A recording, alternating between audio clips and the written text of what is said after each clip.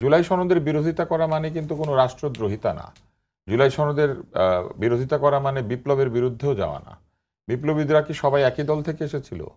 যারাই বিপ্লব করেছে, যারা অভ্যুত্থান করেছে, যারা গণ আন্দোলন করেছে, আপনি যে নামেই ডাকেন, এরা কি সবাই এক দলের ছিল? তাহলে এটা কেন আশা করছে আন্দোলনের পরে সবাই একই মতের মধ্যে চলে আসবে? এখানে বিএনপির লোকেরা ছিল না, ছাত্ররা, জনতা ছিল না, তারা সেখানে গিয়েছে। যারা শিবির, জামাত, অন্যান্য দলের ছিল তারা সেইখানে গিয়েছে। যারা ইসলামী আন্দোলনে তারা সেইখানে ফিরে গিয়েছে। যারা গণ অধিকার পরিষদের তারা আবার তাদের মূল দলের কাজের সঙ্গে যুক্ত হয়েছে। এরা কি সবাই একমত হয়ে গেছে? একমত হয়ে গেলে তো একটা দল হতো, একদলীয় শাসন ব্যবস্থা হতো। তা তো না। কিন্তু এই জায়গাটিতে আমার কাছে যেটা মনে হয়েছে যে জুলাই সনদ নিয়ে এখন যে অস্থিরতা, এই অস্থিরতাটা আসলে হওয়ার কথাই ছিল না। যদি সনদের যে এত এত ধারা এবং প্রস্তাব এগুলিকে কমিয়ে আনা হতো। ৮৩-৮৪টা প্রস্তাব যদি থাকে সেগুলি সবগুলি বাস্তবায়ন করতে গেলে আপনি যদি সময় দেন তাহলেও চিন্তা করে দেখেন যে আ ৩, ৪, ৫ বছর লেগে যাওয়ার কথা, আরো বেশিও লাগার কথা। আরো একটা ব্যাপার আছে।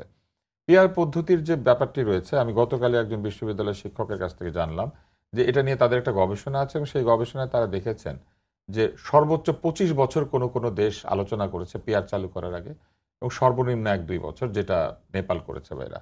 এবং তারা বলেছেন যে গড় করলে দেখা যায় পৃথিবীতে যে কয়টি দেশে পিআর আছে এবং যত দিন আলোচনা হয়েছে তাতে গড়ে প্রত্যেক দেশের ভাগে, মানে ৯১টা দেশের কথা বলা হয়েছে না, ৮.৫ বছর করে আলোচনা পড়ে।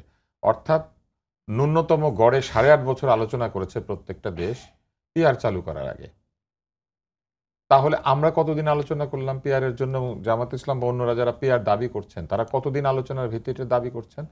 তারা দাবি করছেন কয়েক মাস আলোচনার ভিত্তিতে। দাবি তারা যত আগেই তুলে থাকেন না কেন, এটা তো আলোচনা হয় নাই। দ্বিতীয় বিষয় হচ্ছে এটা তো কোনো নির্বাচিত ফোরামে আলোচনা হয় নাই। যারা এই আলোচনাটা করছেন তারা আগামীতে ভোট পাবেন কিনা, সরকার গঠন করবেন কিনা, জনগণ তাদেরকে সমর্থন দিয়েছে কিনা, এটা তো প্রমাণিত না। এইখানে জনগণের সমর্থন নিয়ে অতীতে ভোট করেছে কয়টা দল? এবং তাদের তারা বাদে অন্য দলগুলির এমপির সংখ্যা কত? ইউনিয়ন পরিষদের মেম্বার চেয়ারম্যানের সংখ্যা কত? তারা জনগণের কাছে গিয়ে নিজের দলের জন্য ভোট পায় না। তারা জাতির বিধিবিধান বদলে দেওয়ার জন্য তারা ওখানে বসে পড়েছে যে সংসদ এইভাবে হবে, সেইভাবে হবে।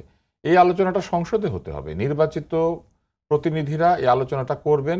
করে যদি আলোচনায় সবাই একমত হতে পারেন, জনমত গড়ে ওঠে, তখন এই পিআর পদ্ধতি চালু হতে পারে। এটা কিন্তু স্বাভাবিক ব্যাপার। এটা অন্য দেশের তুলনায় আমি বলছি।